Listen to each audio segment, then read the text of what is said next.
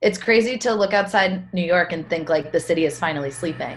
How has this happened? How is everything closed down?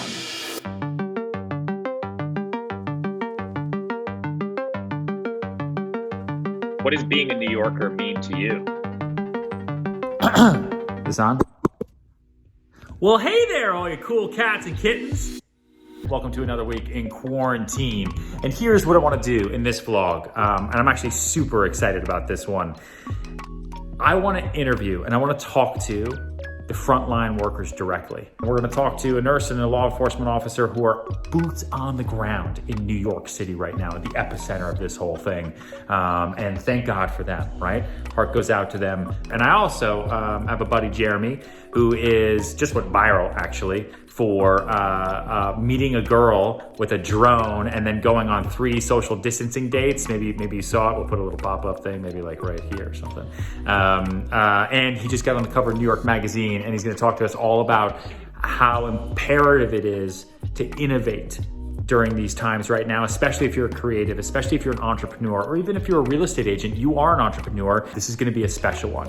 This is a vlog unlike any that we've ever done before, and I hope we never have to do another one like this. So from the bottom of my heart, from everybody who's watching, welcome to a new vlog. Hello. How's it going? Good. How are you?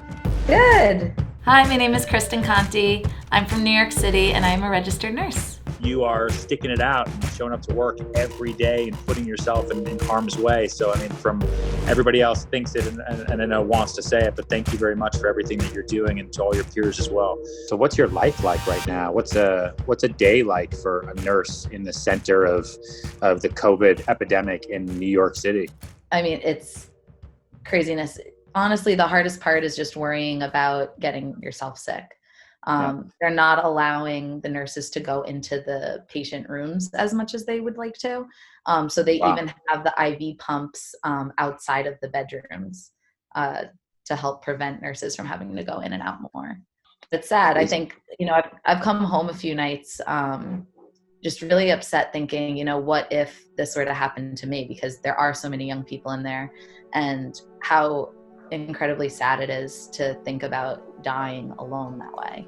That it's horrible that all this is going on in the world, but it's really sad to think about, this being one of us or one of your family members and just not having the normal support that you would. What are your hours like? Are they different? Are they just like work here until you can't keep your eyes open anymore because we just need so many healthcare workers? Luckily, no. New York Presbyterian does a really great job with trying to give us the support that we need. We do have, normally it's a 1-to-1 ratio, 1 nurse to 1 ICU patient, but in these kind of conditions, it's going up to like 4 patients per ICU nurse. And they're trying to supplement with med-surg nurses or nurses' aides to try to be extra bodies, but it's definitely really tight when you're at work. And they're working to try to get more resources with people coming in from out of state. There have been people from the Cleveland Clinic coming to New York to help, trying to, fill in the gaps where we can. If you go outside at 7 p.m. and everyone's clapping for all the essential workers, do you just like raise your hands up and say thank you, or do you clap for yourself? Like how does that work? Do you bow like Honestly, in the middle of First Avenue? It's been so touching, the outpour of support from everyone. It gets me every single time. I'll start tearing up. But I do join in the clap because I'm not alone, and there are so many amazing healthcare workers in this city and everybody coming together. It's really incredible. Do you think like your hospital and others will be more prepared going forward? I think that what we're going through right now will eventually be the guidelines for what we do in the future, and realizing what we did well and what we could improve on. I think, the past few weeks have been a big learning curve for everybody, and the rules are changing every single day. And moving forward, I think that we'll have a better idea of, okay, something's happening, now we know exactly where we need to be. So in that regard, yes. After 9/11 and after Hurricane Sandy, with having to have evacuations, we have a broad idea of how to help in different emergency situations. But I mean, being in the healthcare field, you see emergencies every single day, and this is no different. People are coding, people are dying, and you have to think on your feet. And this has been, no different. Every single person has stepped up where they need to, and people are acting in ways that push the limits just to make sure that we have what we need to take care of everything. Do you see things slowly starting to get better in your eyes, even at New York Presbyterian? So we see it on the news with Cuomo every day. Mm-hmm. Yeah, the curve is definitely starting to flatten. We're having people discharged who are COVID patients, and not as many admitted back in, but the hospital is still totally overtaxed. We've turned OR rooms into ICU rooms. We've turned recovery rooms. The lobby now has extra COVID beds. We're definitely filled to capacity. Life is not back to normal by any means in the hospital. Yeah.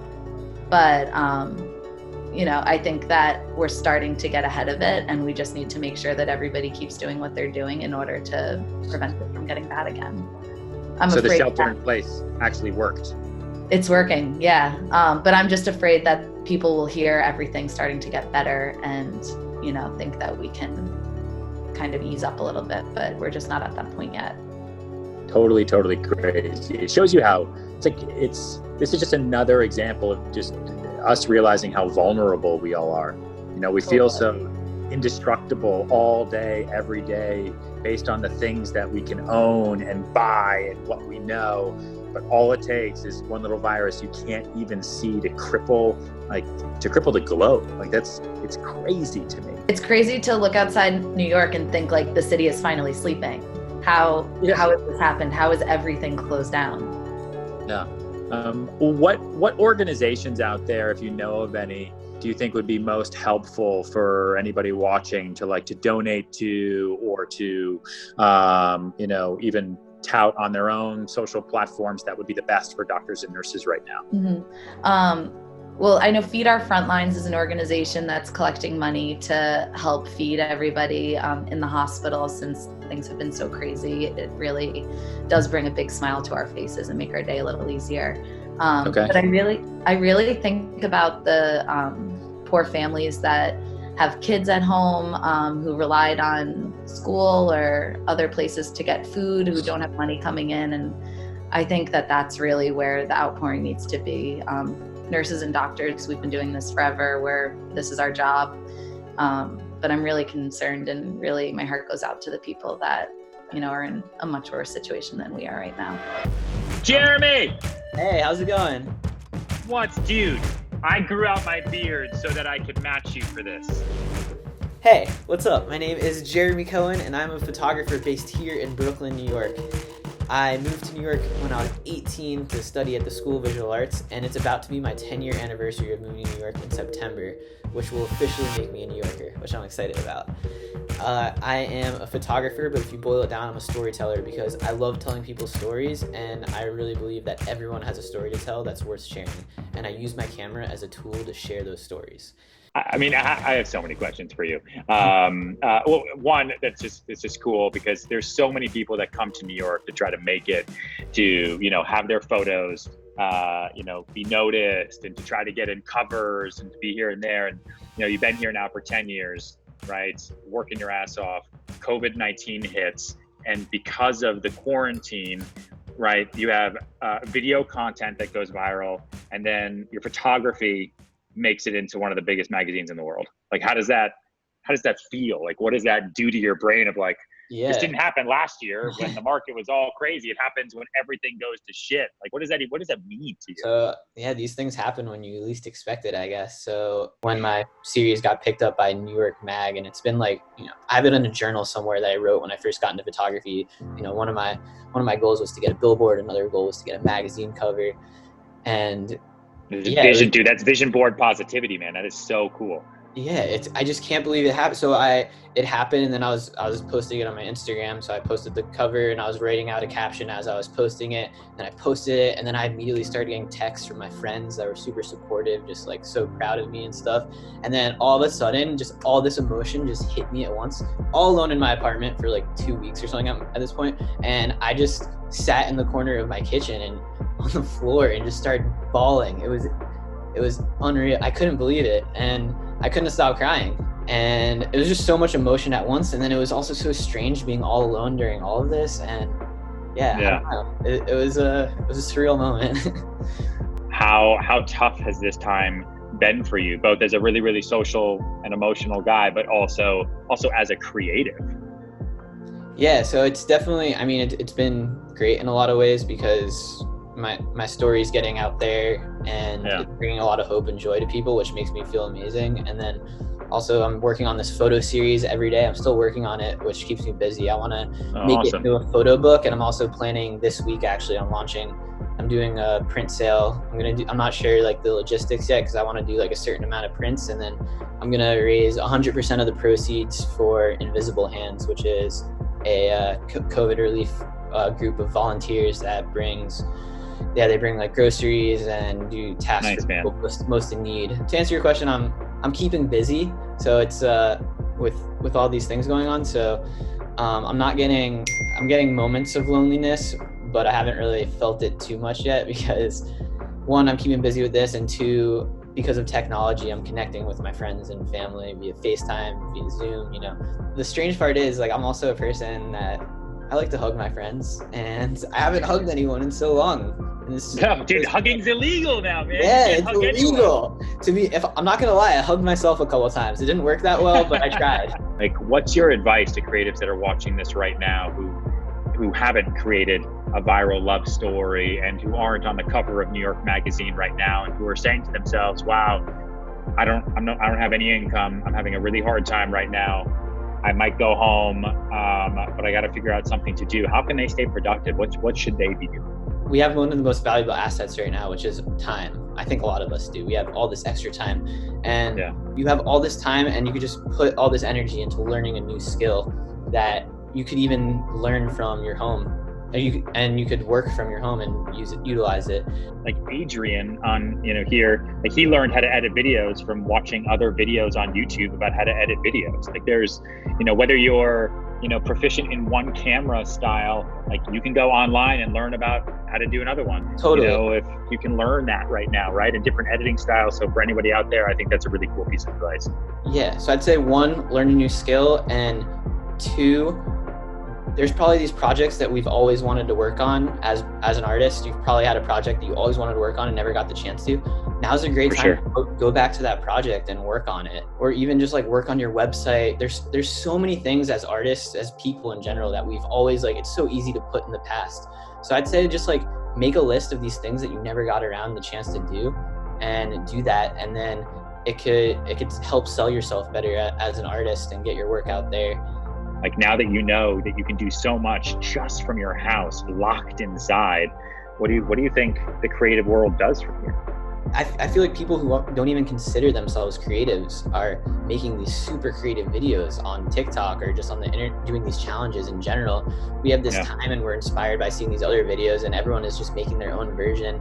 We have the tool with our phone, and I think this whole quarantine is actually inspiring a lot of creativity.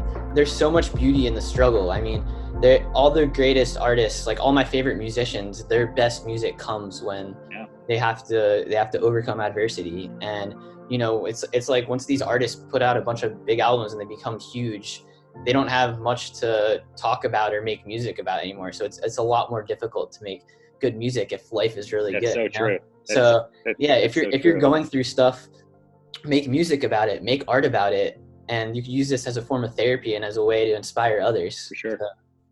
No, that's huge. That's awesome, man. Thanks for doing this.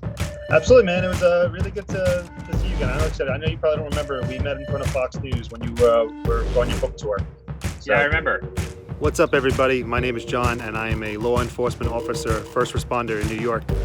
I'm married with two beautiful girls, and before this pandemic started, fun fact, I was actually writing stand-up comedy. What's a day like for you right now? Like if you go to work in the city, is crime down? Listen, we're a city of almost 9 million people. You put 9 million people in a tiny little concrete jungle, they're bound to cause problems with each other, But typical days, like you said, get up for work and go in. It's kind of weird walking in wearing a mask and gloves, and my hands are God, they're so chapped from washing. I'm like, you know,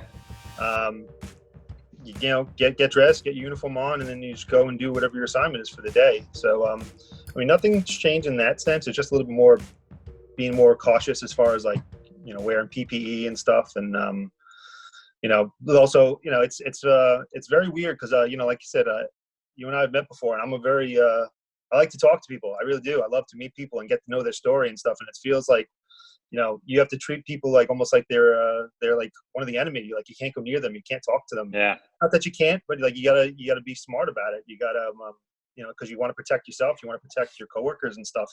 It's a very unnatural feeling, I think, personally, just as a human to, in times of tragedy and being scared, you want to like kind of run towards the group and you can't, Yeah. you want, so that in that aspect, that's definitely, changed a lot for me. Like I said, I love to just talk and really get to know people and get to know their story. It's one of the ways I think that we build relationships between the law enforcement community and the people we serve. So how do you think your position as a law enforcement officer in New York City changes after this? Or do you think the city's going to change in some way? Do you think everyone's going to be much calmer and nicer and cleaner? Or do you think everything's going to go back to normal?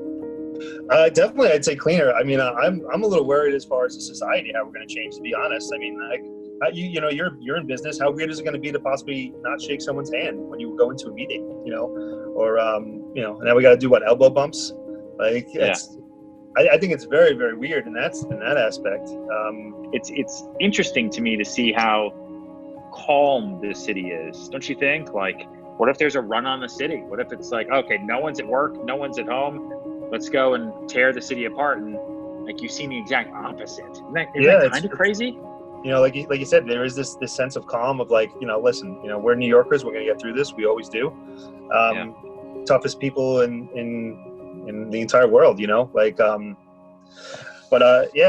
really do see people like cooperating and doing what is recommended through city government and then state government and stuff like that. So it's definitely a nice thing to see. You do have some people that are out there doing the jogging groups along like the FDR Drive or something like that. I wouldn't recommend that. But are there any organizations that we should be paying attention to that are helpful for you guys Sure, kind of out there in the field? There's a ton actually, and like you said, you mentioned a bunch of law enforcement officers getting sick. Well, there's been quite a few that have died from this, and unfortunately the people that get left behind are the ones that we're worried about. So there's great organizations like New York Police and Fire Widows and Children's Fund, and there's Survivors of the Shield and Brotherhood for the Fallen. Those are all great organizations. And there's another one called COP. It stands for Concerns of Police Survivors. So like you said, the city's resilient, man. We came back after Sandy, I was in high school, September 11th, and I'm told from the guys that I work with that are a little bit older than I am that it was kind of the same sentiment, that there was a sense of unity, and it's nice. It's nice to see that, especially with all the other New Yorkers out there. Yeah. I mean, what does being a New Yorker mean to you? Oh, so much. I think everybody who lives in New York builds a personal relationship with it. It's unique to other cities. It supports you. It's there for you. There's really just such a bond between New Yorkers and its city. It's definitely a sense of pride being from this city, it's, like I said, proud. That's the best way I can describe it.